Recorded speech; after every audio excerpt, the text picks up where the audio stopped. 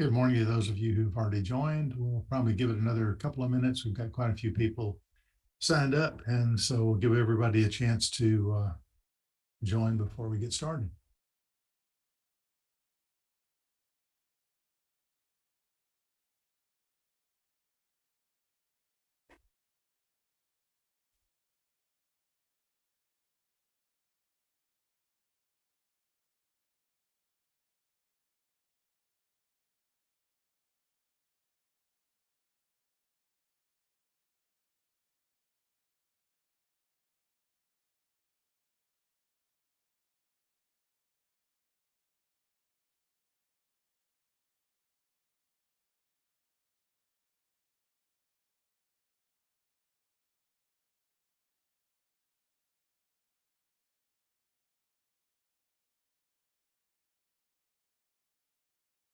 Yeah, we'll give you just another minute or two to let people join.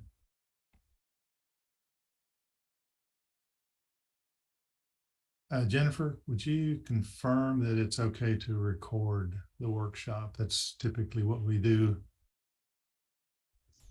Yes, recording's just fine with me.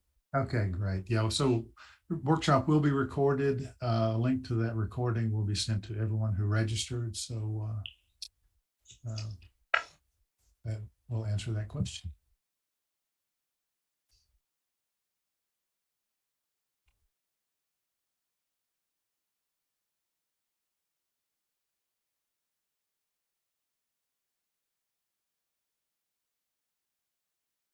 Give it about one more minute.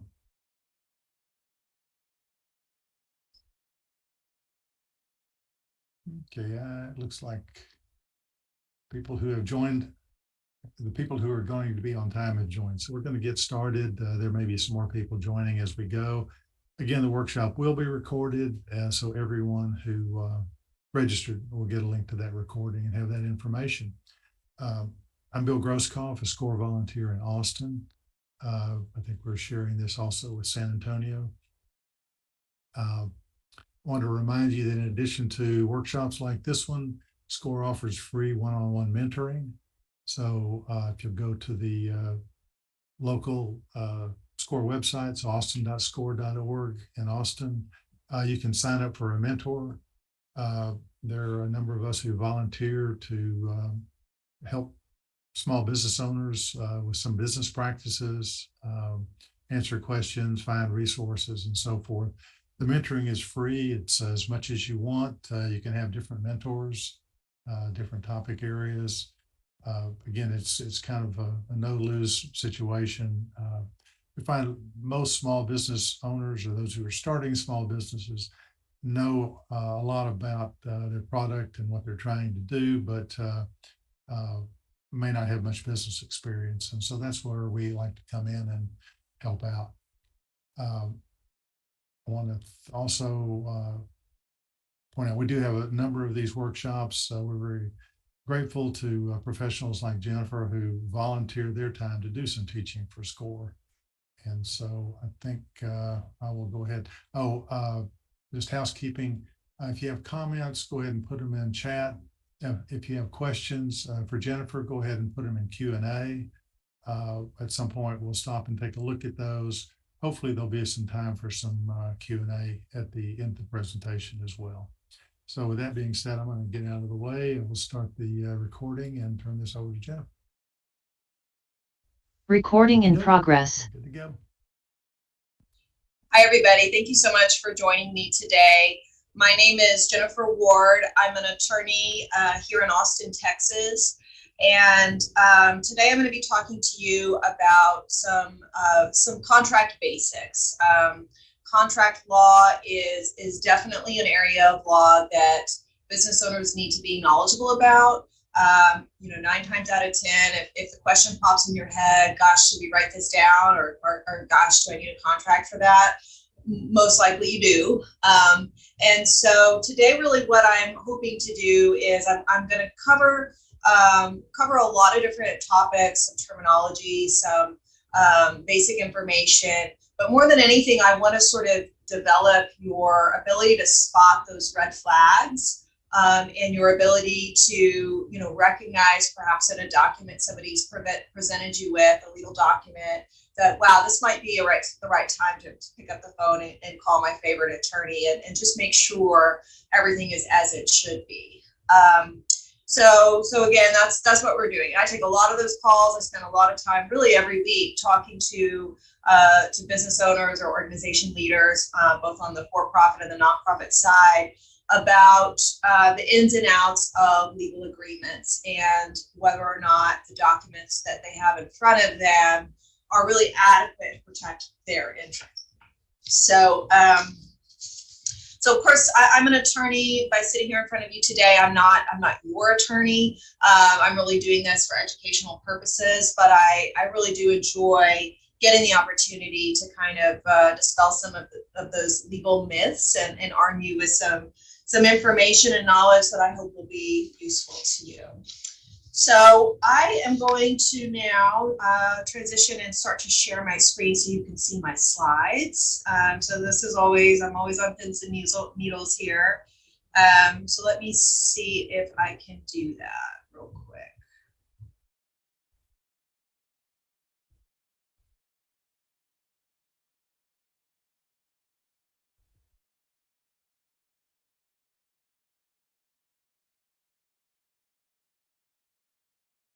All right, here we go.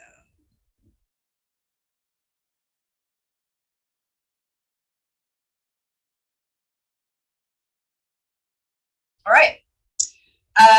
Anybody have any issues seeing that or hearing me or anything else? Just please raise your hand or put it in the chat, and we will troubleshoot from there. Looks good, Jennifer. All right, great. Thanks for letting me know.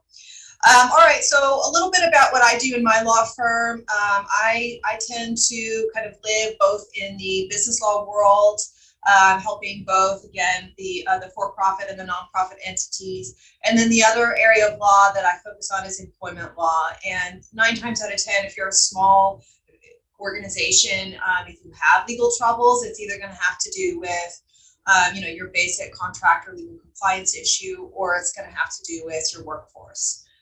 So I tend to cover most things that would pop up for small organizations.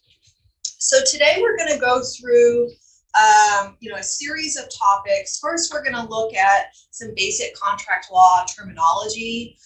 Again, so you understand.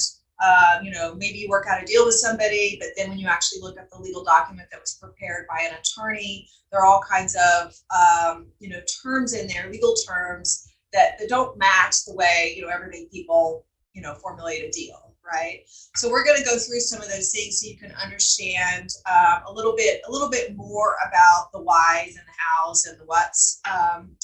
We're going to talk about best practices for you as you're entering deals, of making sure that you have papered it well in a legal document, and you know really what's possible. What are the sort of standard contracts that are out there, and the situations where you want to make sure and use them. And then along the way, we're going to talk about your basic contract law principles, just to help you avoid those headaches and watch out for legal pitfalls.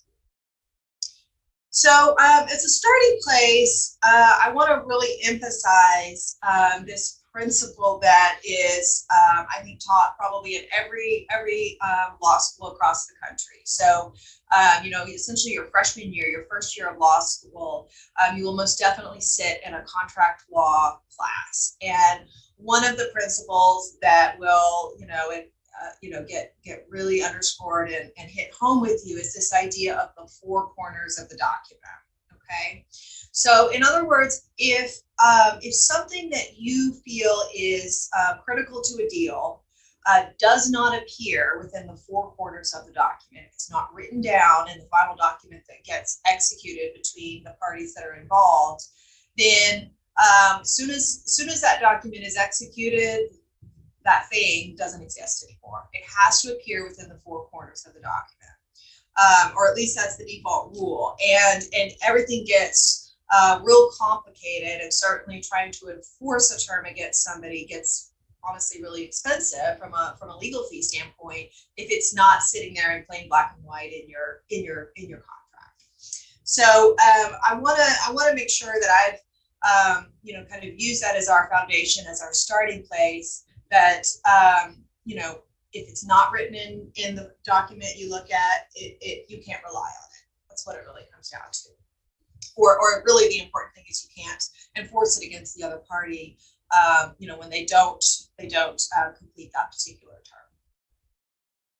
So let's now go through a bit of contract terminology, and a really good place to start is making sure that you're adequately identifying who you're entering your deal with. Okay, so typically in the very, very top of the contract, you're going to see the parties identified, and this rings true, in employment agreements, in client services agreements. It rings true in leases.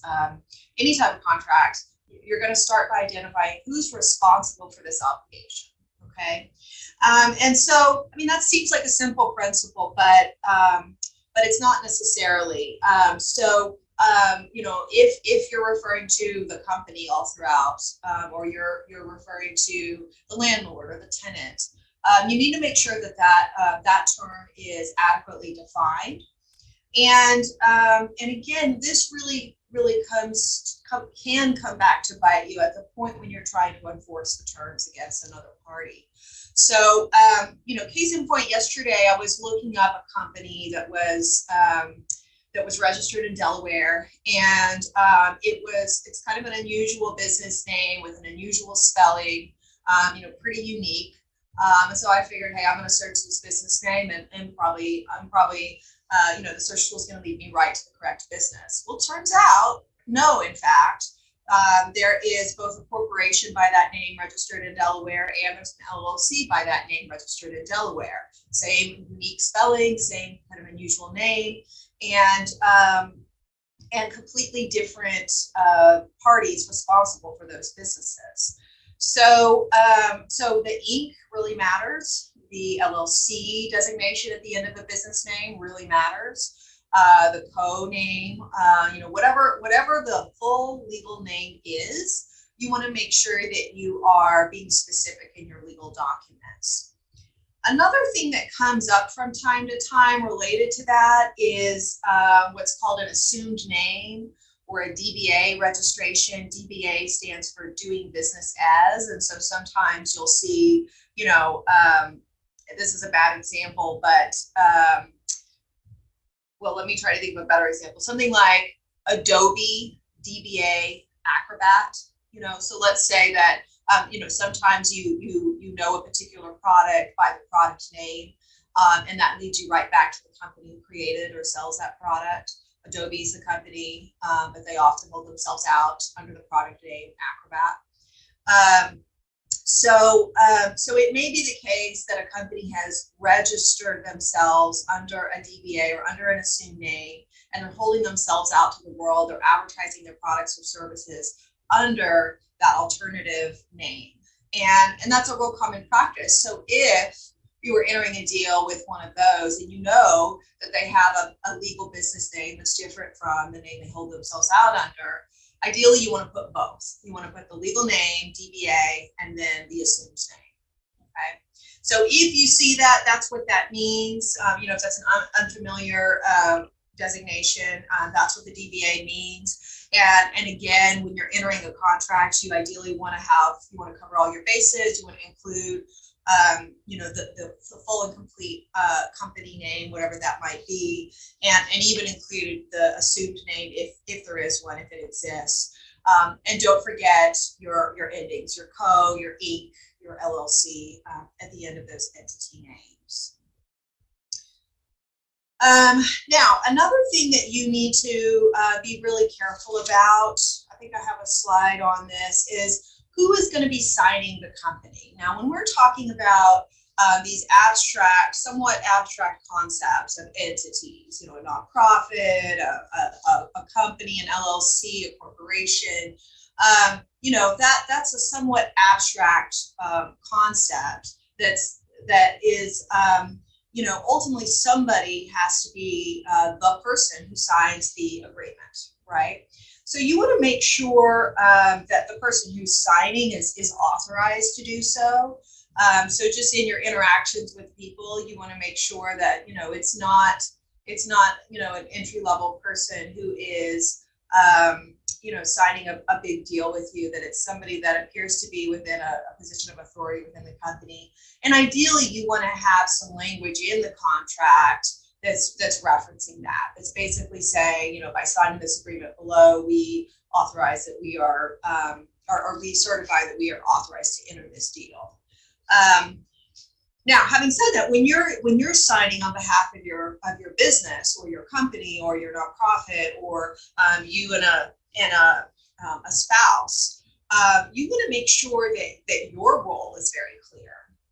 So if you go to the trouble of calling up an attorney, pay some legal fees towards registering a business entity, and then you start to go out in the world and enter contracts with people, you want to make sure that it's not John Smith that's entering those contracts. You want to make sure that it's your business that you took the trouble of forming that's entering those contracts. Okay, so it's really important that you are familiar with a couple of different protocols for how you do that. And so when you go and you put your name on the dotted line, you want to make sure that the things around it, designating what role you're serving in that deal, that it's clear and that it accurately reflects who ultimately is liable for the obligations in that agreement. Okay, so I've given you some examples on this next slide, and I want to be really clear that this is not instinctive. This is something you have to learn. Okay, because the signature style on the right, which identifies me as, let's say, managing partner of my law firm, which is Law Office of Jennifer D. Ward. That's kind of your standard signature line that you might see. You might think, yeah, I see that all the time. That's got to be it. That is not the best way to sign on behalf of my law firm. Okay, the reason is because it looks like I'm signing, and I'm going to sign my name, my personal given name, Jennifer Ward, and then below that is just identifying what my job title is, right? And so the risk is that if a series of events unfolded where somebody was enforcing this agreement against me for some amount of liability, the risk is that they could tap into my personal assets, my retirement accounts, or cause me to sell my personal property, my home, or other things to pay off that debt. And we don't want that. That's exactly why I formed my professional limited liability company, is because I want to have all the business risks and the business liabilities, debts, all those things housed under my entity, and I want my personal stuff to be separate. And I imagine, most business owners are going to feel that way. If they form their entity, and if you haven't formed an entity, you should consider talking to an attorney about whether you ought to form an entity, for any business transactions you're carrying out, because that kind of creates a silo for what's happening, all the risks that come with that business stay within the business. So looking at this slide I have in front of you, look at the style that's on the left. Long legal document, you get to the page with the signatures on it, and the very top thing that's identified is the name of the business, in this case, Private Equity LLC. Okay, so what you're doing is you're being very clear that the person bound by this contract, or the entity bound by this contract, is Private Equity LLC. And then we have some signature lines for who's the authorized signer that's binding that party. Okay, so there's some magic to using this particular style of by : okay, so you're binding the Private Equity LLC, that's the entity, and this is authorized by, and then you sign your name. Okay, and then it makes sense also because it's fair to hold yourself out to the party opposite you on this agreement of why you're authorized to do that, and that you're not an entry level employee. In fact, you're the president of the company. and to give those details. So to the extent that you have some control over what those signature lines look like, this is what you want. And all of this is a whole lot easier to achieve when we're passing back paper contracts back and forth and putting wet signatures on them. It gets a little bit more complicated when something just gets sent to you through DocuSign or a similar e-sign format where great, we all love that. It's so easy and simple, but you need to make sure that you're reviewing that document with eyes wide open. And if something like a signature block or really any other term that's in there isn't the way it needs to be, you got to send it back. You got to make sure they fix it, and then they send it to you. The old paper way of doing it is that if you didn't like how it looked when it's time to sign, you strike through it. You write in how it should look, and you add any notes you need to be very clear of how you're binding yourself with respect to the obligations in that document.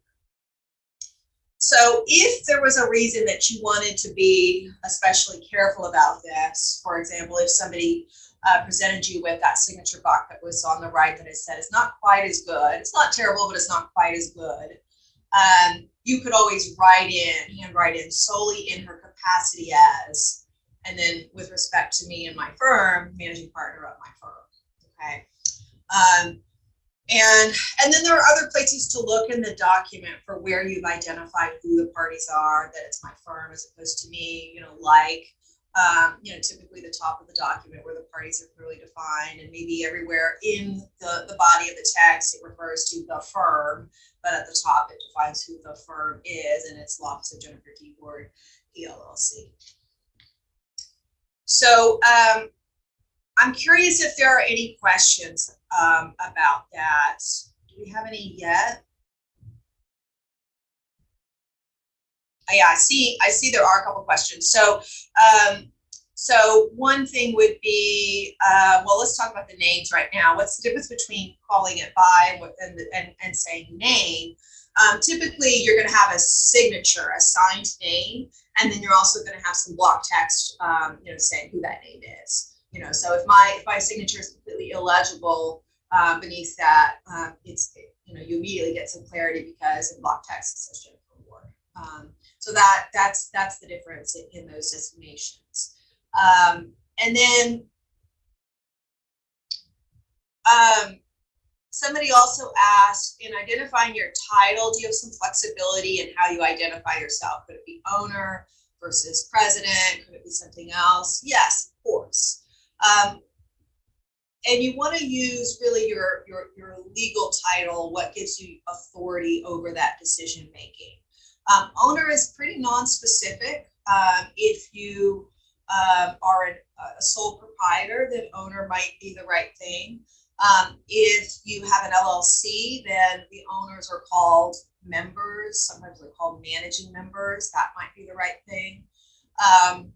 So yes, you have flexibility on on what title you identify yourself as, and that is not specifically gonna make or break you. And then somebody asked a bit earlier about what does it mean to enter a contract.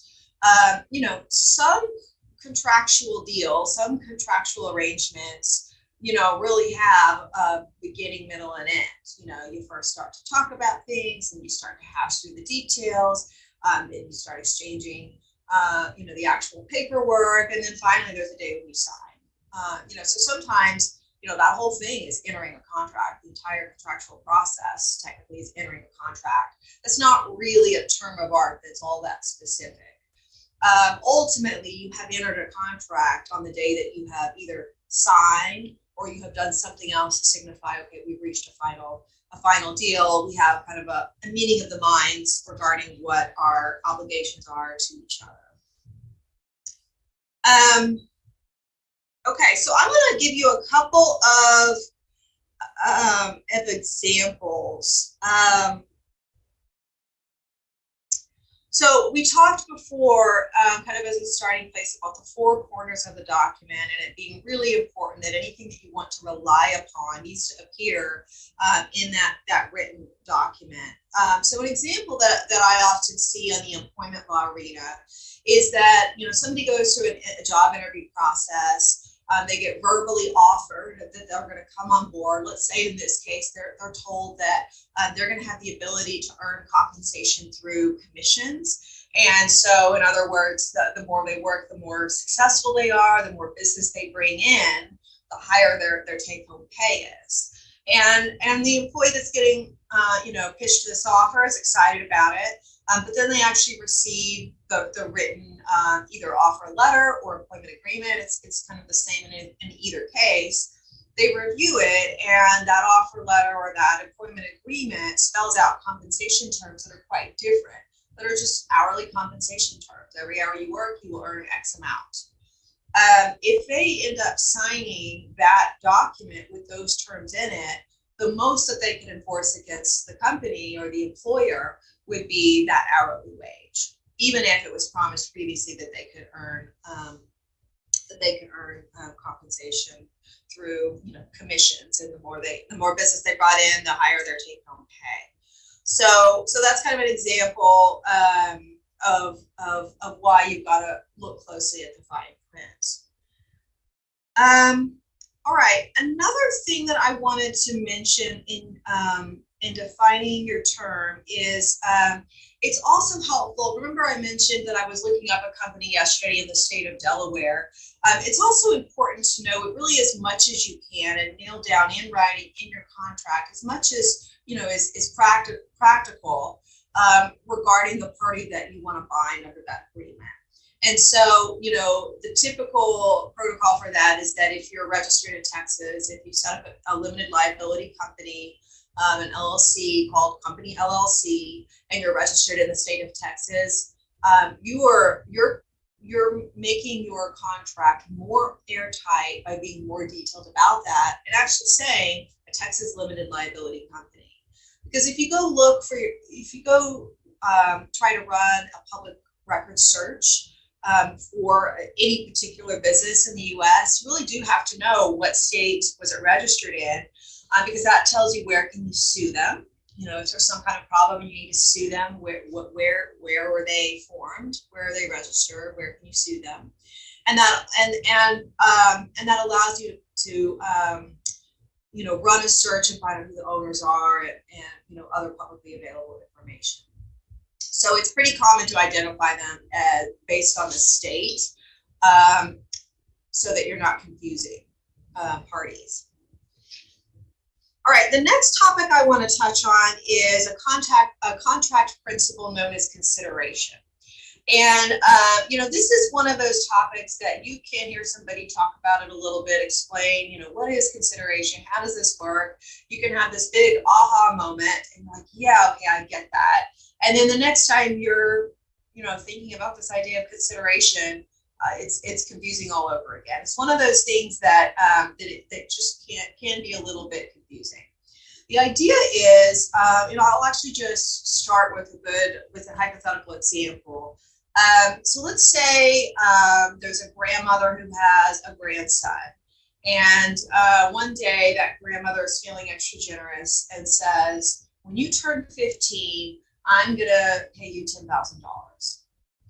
Well, that's pretty exciting. Right now, the grandchild is 10 years old. $10,000 is more money than they can imagine. And so they're really excited to have that 15th birthday. And then they go back to grandma and they say, hey, I'm ready for that $10,000.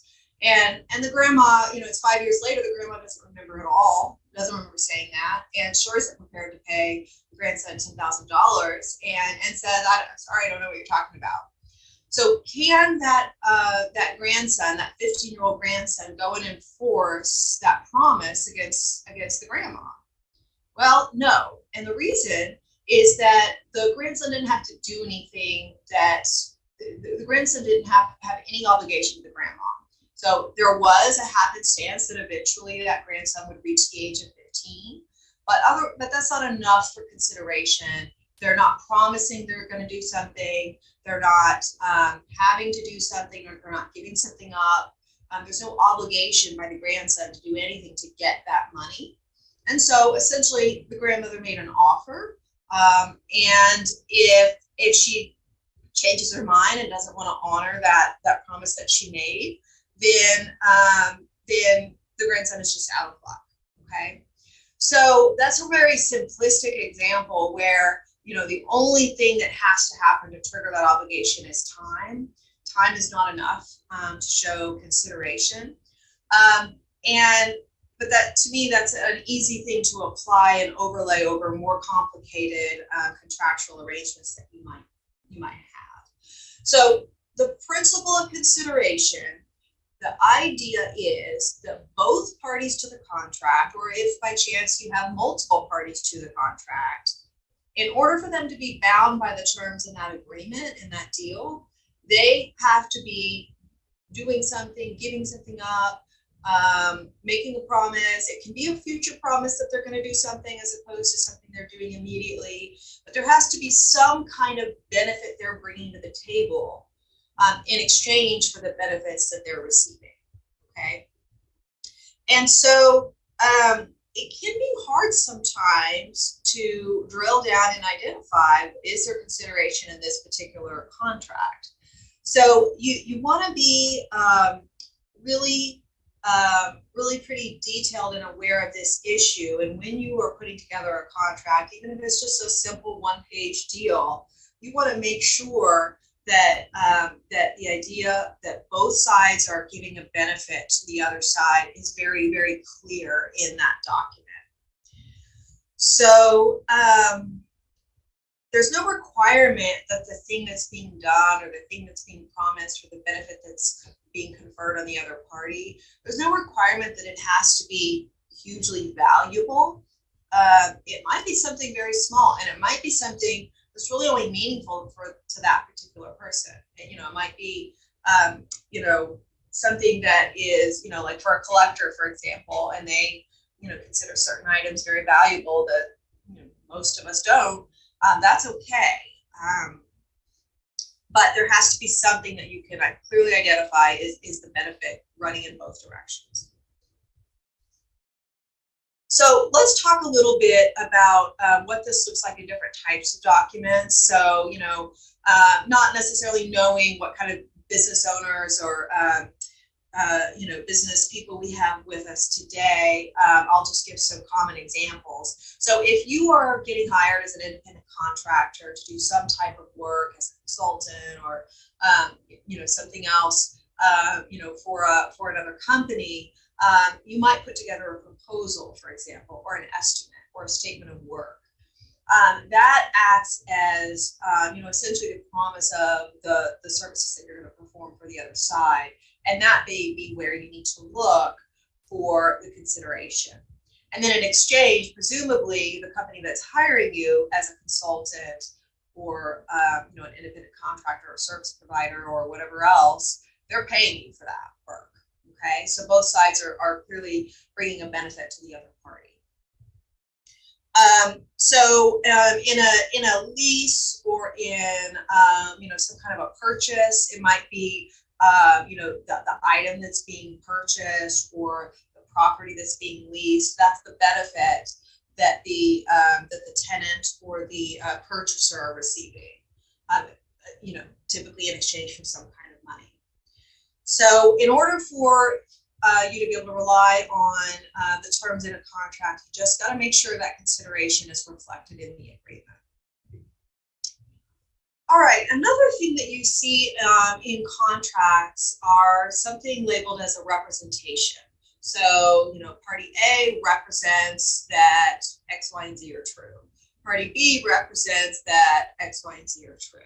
And a common example is, in, let's say, a house sale, anybody who's purchased a home knows that you deal with pages and pages and pages of disclosures and representations about the condition of the property. As the seller, you have to, share oodles of information. And then as the buyer, you expect to see all of those representations and disclosures and other things. So the idea is that by putting information out there, in the form of a representation, those are factual statements that the other side can rely on in, agreeing to pay a certain value for, whatever the benefit is that's being conferred. So if in the purchase of a business, for example, it's typical that the buyer wants to know, what am I buying? And the seller would represent that there are no lawsuits, for example, no known legal claims that are pending or that are potentially going to be brought against the company. Same thing if you're purchasing a vehicle. Those are representations. They're factual statements that the other side is going to be able to rely on in entering that deal. Covenant. You often will see buried in, legalese, I covenant that, or restrictive covenants if it's an employment agreement. So covenant is basically a promise. I mean, you can just replace the word covenant with promise, to make it a little more user friendly. But the idea is that a covenant is a promise you really, really mean. It's something that you are obligated to do, that you must carry out at some point, at whatever point is the right time. And it's basically a very closely held, serious legal promise. So there are a couple of different ways that covenants can be structured. Sometimes it's a promise that you're doing immediately. I covenant that at this time I have no confidential information in my possession, for example. So when you're hiring an employee, particularly for like a high level position, the hiring employer might want to confirm that employee is not bringing any confidential information from a former employer, from some outside company, that could get them in trouble, that could get the company sued. So you might make a covenant about something that's relevant right then and there at the time of the transaction. A covenant might also be some kind of promise to do something in the future, a promise that's creating an affirmative duty. You absolutely must do certain things in the future. A covenant can also be a promise for something that will be done after the relationship ends. And again, confidentiality is a way that comes up. For example, you might be in talks with another business to partner up on something, to work together on some endeavor. And prior to getting too deep into those conversations, the two parties sign a mutual non-disclosure agreement, basically acknowledging, hey, we might be sharing some information that we don't want distributed publicly. We're doing it for purposes of evaluating this business opportunity. And so we're going to mutually agree that both sides are going to protect that information as confidential, just like we would protect our own information. And we further agree that even after this relationship ends, we're going to continue to protect that on into the future.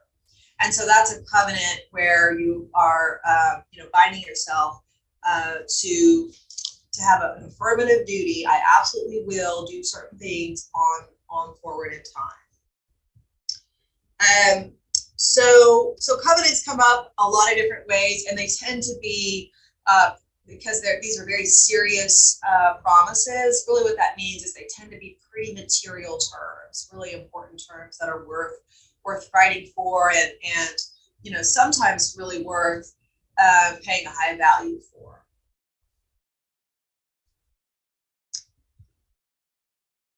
All right, another term that you see is a condition. So we talked earlier about the promise that was kind of a non-contract, the grandma who promised to do a certain thing when her grandson reached the age of 15. Reaching the age of 15 was a condition of that promise becoming activated, essentially. So even though that wasn't a true contract, that's an example we've already talked about. So conditions are something where a particular set of circumstances that will trigger something to occur, that will trigger some kind of obligation, or something of that nature. So a good example that is something I would recommend you would want to have in place would be if you are, let's say, a service provider of some type, let's say a consultant, and you're entering a deal with your customer to provide certain services. you might want to write in there the condition that you must collect a deposit from them first, and they must complete payment on that deposit, or an initial payment, or whatever you want to call it. What you call it is not really that material. The idea is you want to structure it in such a way that your obligation to provide the services does not begin until that condition is met. The deposit is paid, or the first payment is received, or whatever else might be appropriate. Another way that you can structure things would be what's called a condition subsequent, meaning that you are agreeing or promising that you will take on a particular obligation, but that obligation ends when a certain event occurs, or where a certain condition is met. So an example of that would be, and this is pretty commonly done, somebody has a patent on, a particular design for something, and they are going to enter a license agreement and allow somebody to use that patent. The agreement would have to end, or the obligation would have to end at the point when the patent rights end. So patents have a particular length of time, and so you might enter a royalty agreement where somebody is allowed to use that patent. They're paying a royalty back for that use, but then their obligation to pay that royalty ends when the patent rights end. So that would be an example of a condition subsequent. Another example would be if you are, a company that leases an office suite and you outgrow your space. You need to move elsewhere. You have a year left on the lease, and so you sublet it to another group that comes in.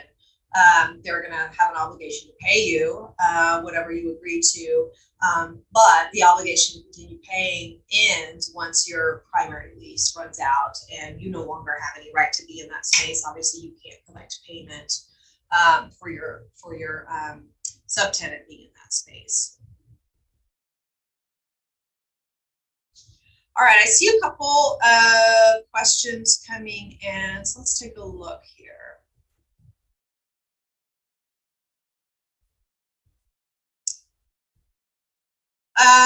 All right, let me tackle this question. What is an example of consideration in a graphic design industry? Also, what is an example in a software industry? So graphic design,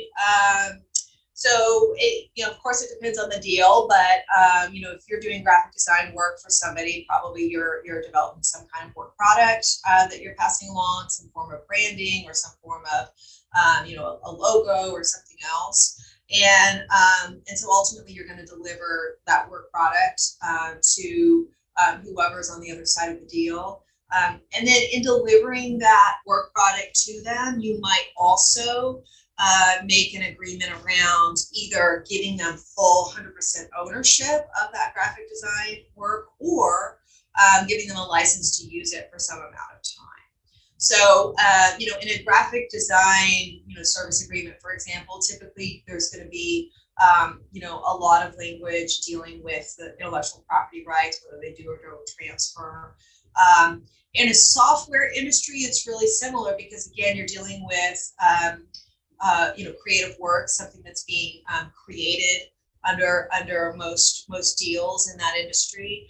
So same thing, there's going to be some kind of promise to do X, Y, and Z, and maybe it's the service of attempting to code software or maintain software or doing something along those lines, or maybe it's an actual work product that you are producing. In any event, you would outline all of those things, and then also make sure you include language addressing whether intellectual property rights transfer.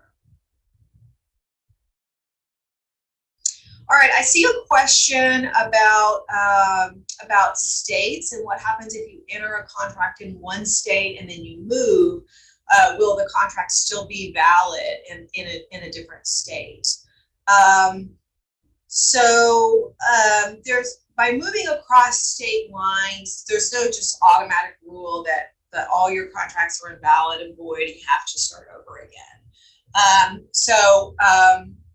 But of course the answer has to be a little bit more nuanced than that, because there's, there are some best practices there. So if you enter, first of all, if you set up a business in one state, you set up a business in Texas, and then you personally are relocating somewhere else, you have some decisions to make about whether you want this abstract concept, your business, your company, your LLC, your corporation, to also move to that new state, or whether there are reasons that that business might remain headquartered and operating primarily in Texas.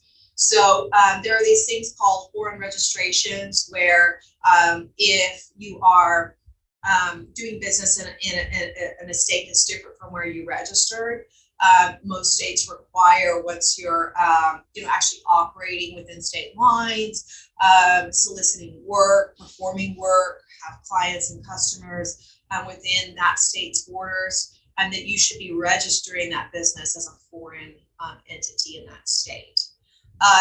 So you may need to do some, transitioning for being in a new place, but ultimately your registration in Texas stays live. That's where the business was founded. And so if you entered a contract identifying your business name as a Texas limited liability company, moving does not invalidate any contracts that you formed. And you may want to clean some things up, or you may have reasons that you need to register your business in a different state, but the contract itself is not necessarily at risk. And so again, there's some nuances, but that's kind of the long and short of it. So I have a question about what a royalty is. A royalty is typically yes, it's a fee, but it's a fee that accrues with every use of something. So, for example, royalties get paid when songs are played on the radio. Every single time they're played or used in say a movie or in some other setting, royalties get paid. It's like a per unit fee.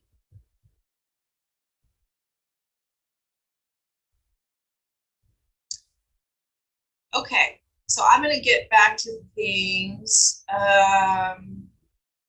One more question about business names. Can you have a business name that's used across state lines? Maybe, maybe. So the default rule is, yeah, you can name something, Law Office of Jennifer D. Ward in Texas, and then you can go and register a business, Law Office of Jennifer D. Ward in Delaware. That's a different business. Yes, you can do that. There are some legal tools available to you, though, if you want to, capture a particular name as belonging to you and only you, and to restrict other people from using it. And that would typically involve a trademark registration. And so there are things that you can do if you want to be really protective of a business name. But the default rule is that, yeah, they can be registered. Multiple businesses can be registered by the same name in different states. Okay. We talked about conditions subsequent. All right, let's talk about the term of a contract. So the term of a contract is often overlooked. I coach a lot of my clients that sometimes it's worth going back and thinking about the term. How long do we want these obligations to last? And what's really important is that you want to look at the term from both both perspectives. So, the basic definition of the term is just the length of that contract will remain in effect, the duration of the contract, how long your obligation to pay, or how long the other side's obligation to, provide services to you will last. So, and then there are other things that you can do where you might make that term automatically renewable, where if the parties don't take, a proactive step to end the contract, then it will automatically renew and continue forward. You can have language in there that says, well, we want it to automatically terminate we break completely, and then the parties have an opportunity to renegotiate, make modifications, do other things, and enter a new contract. You might want it to happen that way. A common technique in a lease, for example, and this carries over to other types of contracts, but it might be one that's familiar, is, let's say you enter a 1-year lease, either on an apartment or an office space, and the terms of that lease say that, 1 year from the start date, the lease terms will move to a month-to-month status, meaning that if you stay an additional month while you wait for your next landing place to be prepared for you, that all the terms and your payment obligations stay in effect, but only for a month, and either party can terminate at that time.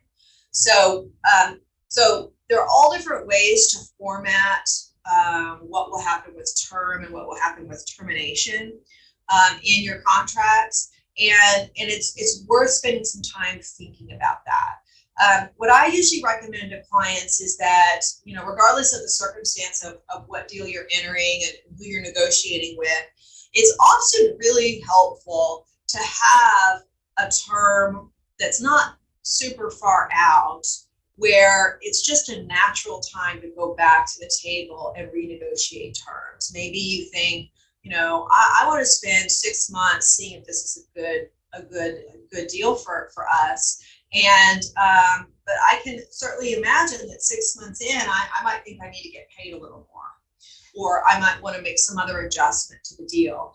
Building in shorter terms does allow you a natural time to renegotiate. On the flip side, if you are heavily reliant on the material terms of that deal, it might be really advantageous for you to set a 5-year term, because you don't want to have to go and replace that business or that benefit that you're receiving under that contract for a super long time. So term and termination are two concepts that I recommend are worth spending a little bit of time sitting and thinking about the what ifs, because there are some more sophisticated ways that you could structure it that might be in your best interest. So we've talked a little bit about termination. One other thing I want to explain is that there's a concept of termination for cause, which would imply maybe a breach of the terms under their agreement. So if you are a service provider, you're entering contracts with your clients, and the whole reason you're providing those services is because you want to get paid, obviously. And let's say the client is really sloppy about paying on time. Then you would want to have a termination for cause built into that agreement, so that if certain things occur, you are in good standing to go ahead and terminate the agreement, and perhaps terminate the agreement with less notice than you would otherwise. Some contracts are structured where you have a termination for cause term and nothing else. So if the parties aren't doing what they promised to do, then we can terminate the agreement. But otherwise, it's silent about any other basis to terminate. And so I recommend that you at least consider: do you want a termination for convenience? So again, with the service provider model, if you are promising to the client that you're going to devote, let's say it's 20 hours of services per month to their business, and that you might find a bigger fish that comes along. You might find a bigger client that comes along and requires 100 hours of service per month. And so you would want to be able to terminate this smaller client for convenience with a certain notice period and get out. On the flip side, it may be in your best interest for you to have the ability to terminate for convenience, but when you look at it from the other side, do you want the customer to have the ability, or the client to have the ability, to just cancel your arrangement for any old reason, anytime? Well, probably not, because you're relying on having that income. You're relying on having that client, be sort of a constant, consistent source of cash, source of funds for some amount of time. So again, you have to look at termination for cause and termination for convenience from both perspectives, And then sometimes you might opt to give a little on your end of things so that you can find some happy medium that's going to be a mutual term that works the same in both directions, that just feels like, you know, the right place to end up. And that can look a lot of different ways depending on the circumstances. The other thing I would just kind of put out there just as a recommendation is that you want to think too, as you're making these decisions, as you're, you know, putting together a deal, asking all the questions, having all of the preliminary conversations with the party on the other side, how you run things, more conservative, less conservative, more willing to take on a bit of risk, a little more antsy and cautious about taking on risk. You know, where you end up with all of those judgment calls that you have to make should be at least partially guided by how well you know the other party. You know, if you've done business with the other party a number of times, you may feel pretty confident that you know how things are going to go, and that you know, they, for example, are going to be somebody who pays timely, and that you can really rely on their representations they're making to you, and you have, you know, a good amount of trust. That's going to really help you in your risk assessment of feeling like, well, this is not that risky.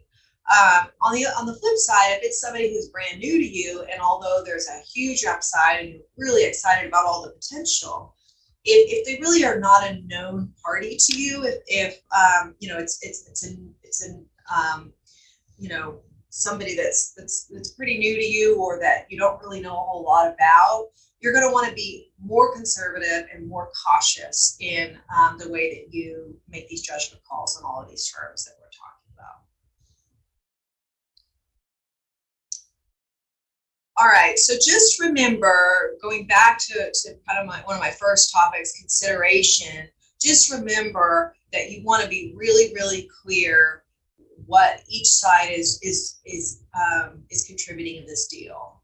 Make sure that you're very detailed. Make sure that you define all of those things from both perspectives. All right, let's just take a moment. I see a lot of questions building up, so I'm going to take a moment and see what's here. So I see a variety of questions about whether you can form contracts in lighter ways. Does it have to be a robust legal document? Can you form a contract by email? Can you form it in handwriting? Can you form it in text? Yeah, you can, but so you can have a verbal agreement that's enforceable, and you know, you can have a legal agreement, but very quickly, what happens if there's you know, some kind of dispute that arises, or if there's some kind of you know, problem later where one side doesn't seem to be doing what they had promised in that deal, very quickly you get into a problem of proof. And you know, one side says, well, I remember it going this way, and the other side says, well, I remember it going that way. Or if you're just sending a text back and forth, you know, if I babysit for you for 4 hours on Saturday, will you pay me $20 per hour? Yes. Okay, done. Well, you know, that's a very simple arrangement that probably you could enforce against the other party, regardless of which way you are. But only so far. I mean, we haven't addressed a whole slew of other legal topics in this little quick text exchange. So it really comes down to a problem of enforcement. And can you prove what you would need to prove to demonstrate that the way that you viewed that contractual arrangement matches what was actually agreed between the parties when they had that you know, verbal conversation, text message exchange, email, that kind of thing. So what that means is that as busy as we all are, you're going to serve yourself best, and you're going to protect your interests, and take the time to be just a little more detailed and specific about anything that you want to rely on later.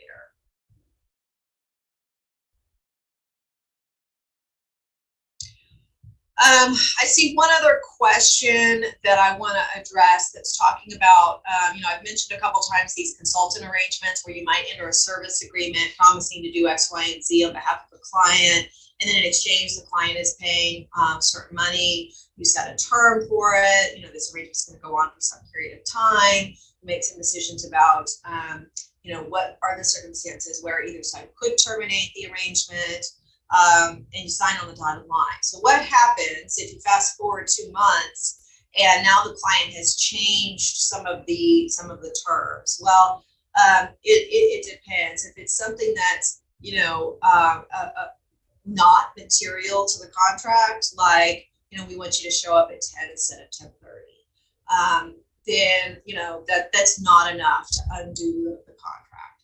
If it's something that is material to the contract, then it actually gets treated almost as a new contract. So if you make a very, very clear agreement about what the arrangement is going to be, and then one side says, well, now we want this other thing, then you can view that as an offer that the other side either accepts or declines. And if the other side does not accept it, then the party who made the offer in the first place would not be able to enforce that against them. But the reality is, what do you do when things go sideways? Well, you start by calling an attorney to give you some amount of assessment or evaluation about what are your rights given those particular set of facts. There are some tools available short of litigation that might be worth pursuing. One is to just have an attorney write a demand letter on an attorney letterhead. Sometimes that's enough to get them to take it seriously and understand that the certain legal obligations are enforceable. And then if it really comes to it, then there's always the option of suing either in small claims court or in a court of law or mediation, arbitration, all of those legal processes.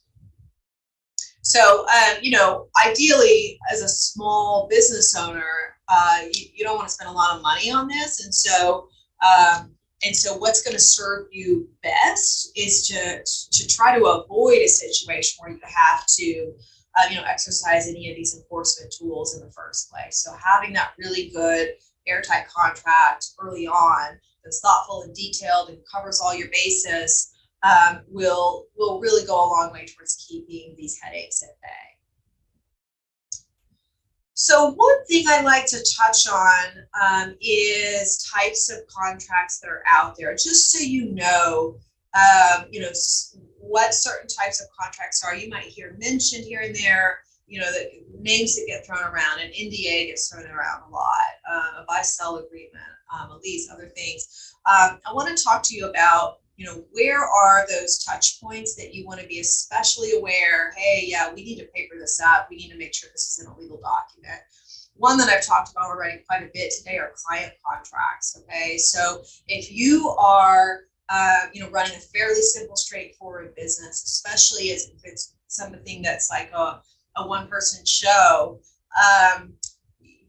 things might go well for a little while. You might be able to reach an agreement about terms and it's all pretty informal and casual and, handshake deal, and that goes well for you for some amount of time, and that's fabulous.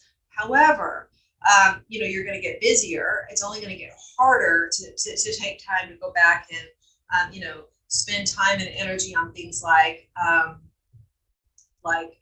collections. And so you really want to avoid a circumstance where you didn't take the time to put it into a client contract, and now you're, 5 figures or 6 figures in the hole trying to collect some amount against a client that's not paying. So client contracts are critical. It's also important to make sure that if you're the service recipient, let's say you hire an IT firm to help you with some this or that, or a marketing firm, graphic designer, somebody who's a service provider that's going to benefit your business. You really want to make sure those terms are really carefully thought out and put into a final written document. A service agreement is not terribly different from, well, really, client contracts, vendor contracts, service agreements are all sort of related. The idea is that one party is typically providing some kind of service or product. The other side is paying for it. A service agreement often I think of as being something that's a little closer to a subscription arrangement, like a monthly fee that the whole range of services get provided, or even a per project fee. So these are nuanced differences that you just want to know what's possible and what's out there and what you should be, considering for your particular area of work. Non-disclosure agreements, so that's the NDA I mentioned before.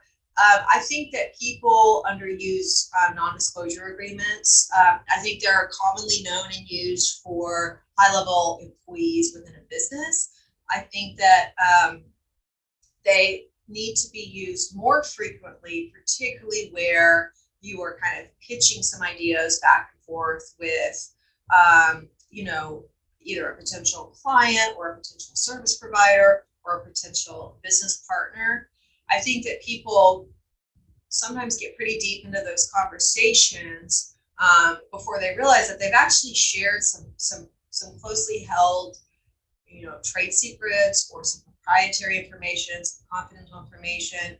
If you're talking about, information about your business, about how you do things, about, your special sauce, and that information goes deeper than what you would put on your public facing website, then you're probably sharing some confidential information that you want to be able to trust that the other side is not going to either put to their own use or distribute or share with other parties. So that's an area to be cautious. It's not a bad thing. It's not a hard thing to have a non-disclosure agreement kind of ready to go for those circumstances. That's sort of a user-friendly agreement that identifies the kinds of things you do in your industry and in your specific business that you might share, so that when you're about to start those conversations, you just pass it back and forth. You both make your promises in writing in a way that's enforceable, and then you don't have to deal with that headache. So I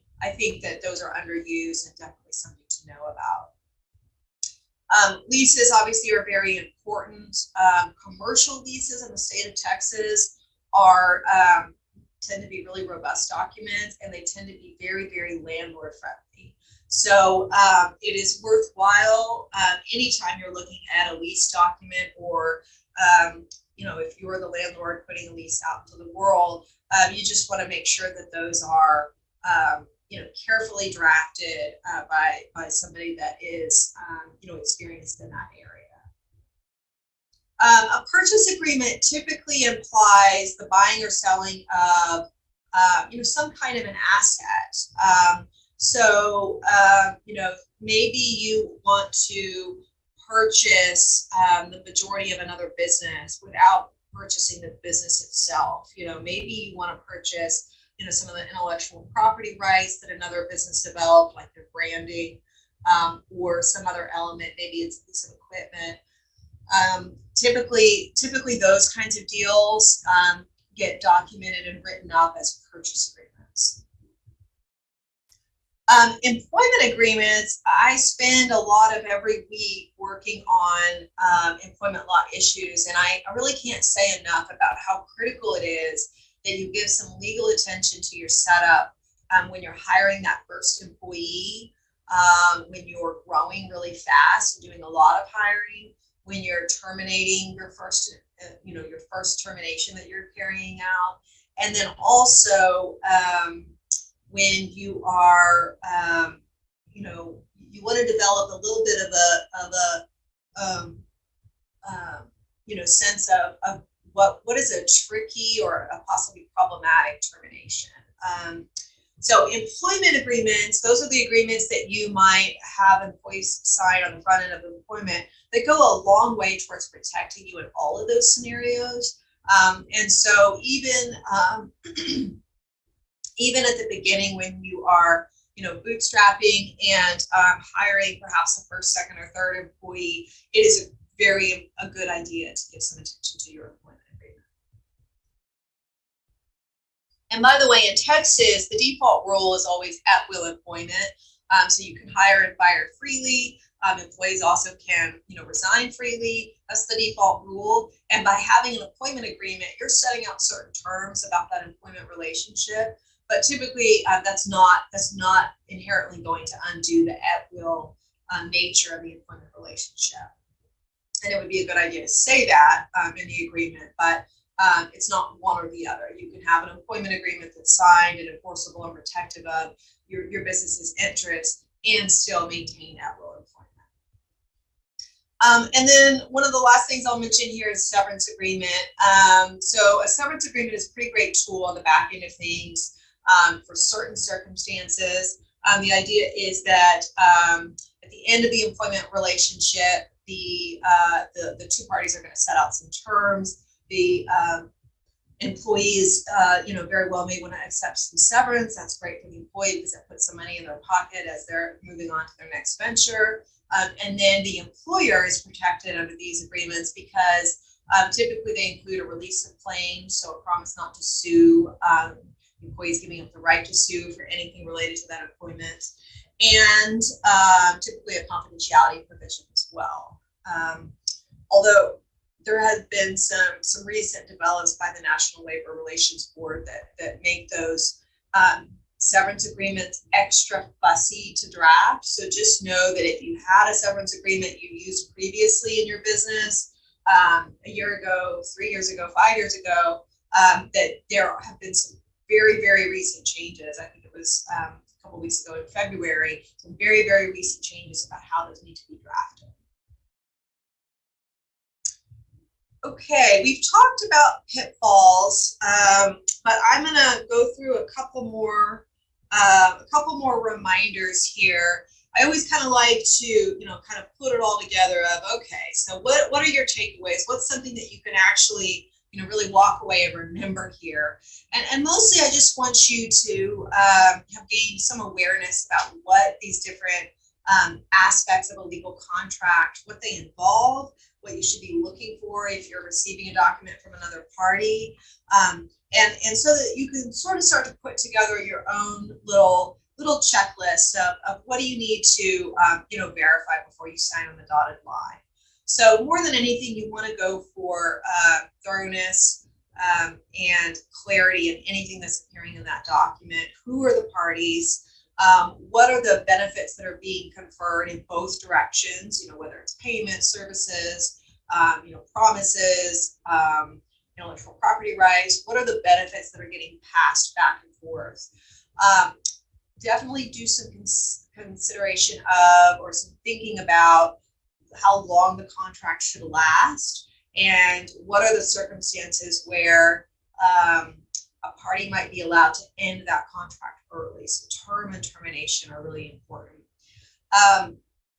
Don't forget to address intellectual property rights. So if there is any exchange of information related to that deal, any exchange of work product, then there's at least the possibility that ownership is transferring. So that applies to things like electronic files, some very abstract things. That applies to anything that's being created in connection with that deal. That applies to physical property.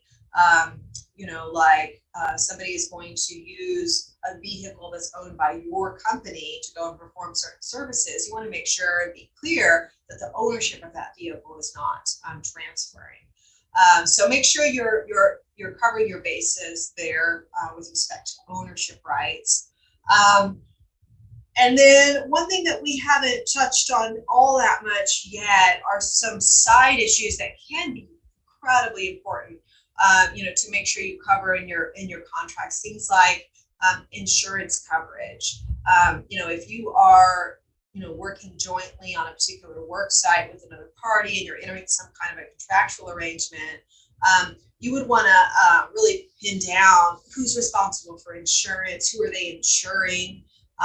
Is each party getting insurance for their own employees and their own, any kind of negligence that they create on that work site, or is there any kind of shared coverage there? Warranties are another thing to be on guard about. There are certain types of warranties that can be implied, even if they're not written into an agreement. And so that's where, it's a little deeper than what you could pick up through, the knowledge base that you need to make judgment calls on things like warranty. It's deeper than what you could pick up through a little bit of, reading online or attending a webinar or something else. You really need an attorney to weigh in on those kinds of issues, because there are certain types of warranties that can be applied in a contract, even if the contract itself is silent. So there are some steps you can take to specify in the contract that those warranties don't apply, but only if you really know to do that. So that's another thing to consider as well. All right, I'd like to open it up to some questions. Let's see. I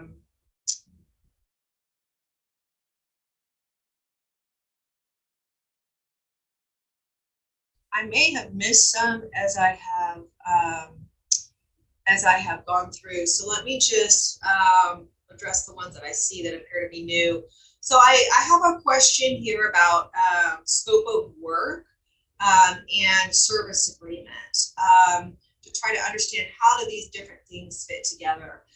It's not uncommon to have, a primary document that lays out sort of the legal terms of the arrangement, and then have something like an exhibit behind it, or a schedule behind it, or a scope of work behind it that lays out the nitty-gritty that's specific to that deal. So scope of work is often handled that way. A scope of work is a little more similar to a proposal or an estimate, or just a detailed explanation of the work that's going to be performed, and sometimes the payment of terms too. And that would be something that would be heavily customized for that particular deal. But you could have a contract set up where you have terms of use, those legal terms that you want to use for most every one of your deals or most every one of your clients, that sits on top, that's got all of the sort of default rules. This is how we're agreeing to play together on the playground. And then, we might have a few more very customized details in the scope of work. Again, you have options about how you put many of these legal documents together and what you title them. So really, it's important to just have a conversation on the front end with a knowledgeable attorney about, hey, what do I need? What kind of contract do I need? What should this look like? So that they can make kind of a customized assessment for the type of work you're in.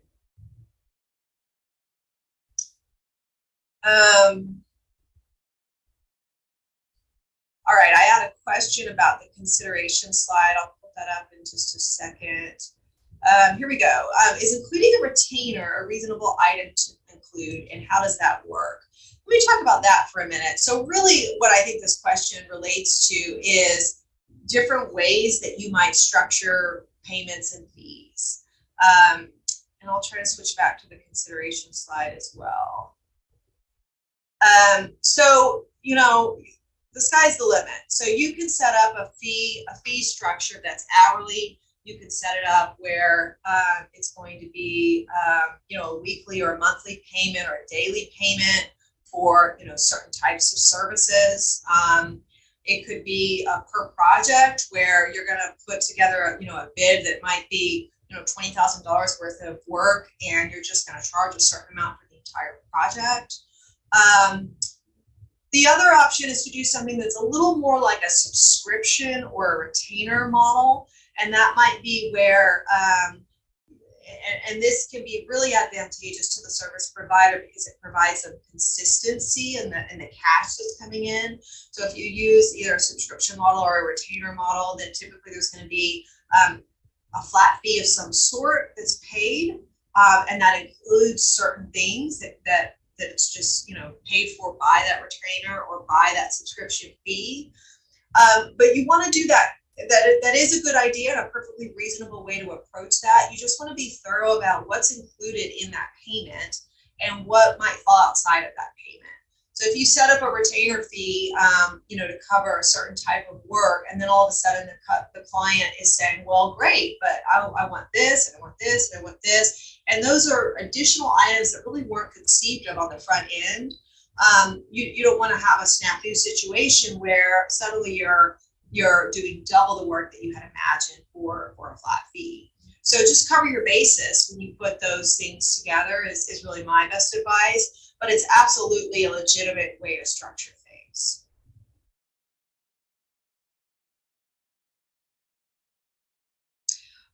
So I see some questions around non-disclosure agreements that I'd like to address. So actually a lot of questions around NDAs, so this is good. So one of the questions is, if there's information that's being shared on a website, then should you have to sign an NDA related to the information on the website? Well, that's a little bit of a tricky question. So in order to keep something confidential, you have to have kept it confidential yourself. So if it's something that's publicly available, then it's probably not covered by the NDA. But I just want to point out that a lot of times there is confidential information shared that you haven't even thought about. So there could be some information that's getting passed back and forth that's beyond what's on the website, and so an NDA might be appropriate. Is really what I'm hinting at. Somebody else asked me a question about enforcement. If you've had somebody sign an NDA but you can't find the signed NDA, or you can't find the person who signed it, how do you enforce it? And honestly, a lot of litigation really boils down to those kinds of issues. If you don't keep the signed contract that you want to be able to enforce later, you've got a problem. Make sure you keep them. So record keeping is really key and really important. If you can't locate the individual that you think is responsible, then it might be appropriate to hire an investigator, or to dig a little deeper. If you're serious about enforcing something against them, you may need to hire an attorney to help you with that. If you are not aware of whether they kept their promises or not, then you probably don't have anything to sue over at the moment, because you would have a burden of proving whatever it is you were arguing to the court. That's kind of a quick way to knock all of those out.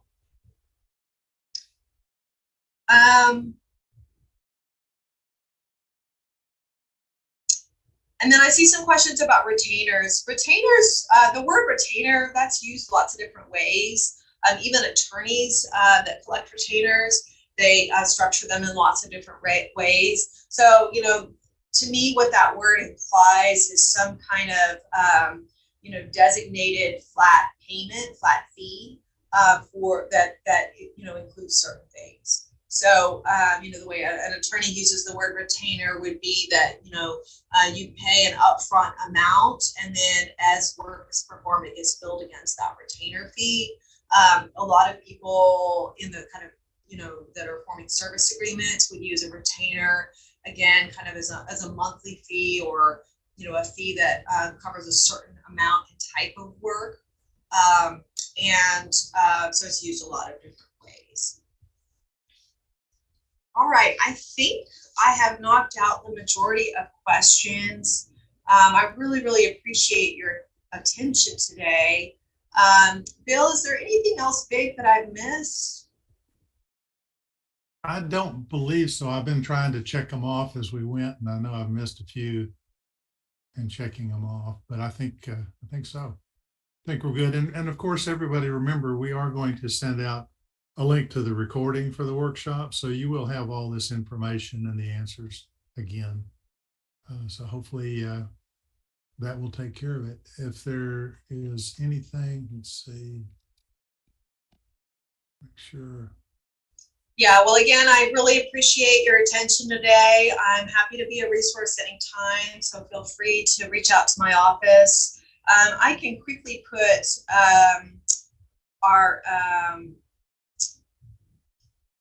well, actually, you can just Google me. You can find me, and we'll send out the recording, and it's in the the information about today's webinar. So I look forward to seeing you again on one of these, and appreciate your time. Yep, we got another one coming up, I believe. So everyone take care, have a good afternoon, and thanks for being here. All right. Bye-bye. Bye.